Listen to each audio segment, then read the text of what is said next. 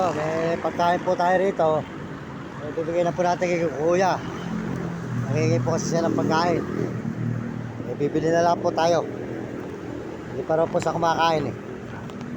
Kawawa naman po kasi. Kawawa po tayo sa mga tao sa lansangan na hindi pa kumakain.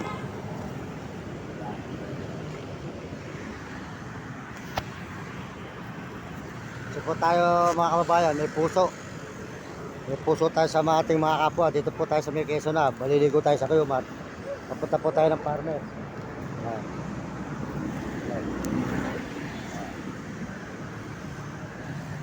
Ito, masarap ang ulam ito. Sige. Hindi bawal yan. Ano ito? Allergic yan, allergic. Hindi allergic to, baboy to, baboy. Baboy. Allergic nga, Hindi. allergic sa akin yan. Baboy to. Oh, hindi ba ito manok? Pag baboy, pwede. Ayaw mo. Allergic to po sa kanya mga idol. Hindi raw po pwede sa kanya. Eh, paano po yun? Bigyan na lang po natin ng konting barya.